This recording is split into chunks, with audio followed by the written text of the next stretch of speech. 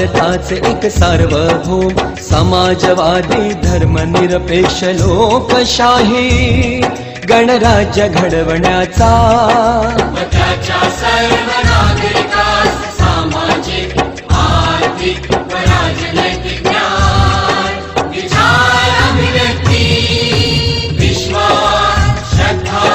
व उपासना यांचे स्वातंत्र्य दर्जाची व संधीची समानता निश्चितपणे प्राप्त करून देण्याचा आणि त्या सर्वांमध्ये व्यक्तीची प्रतिष्ठा व राष्ट्राची एकता आणि एकात्मता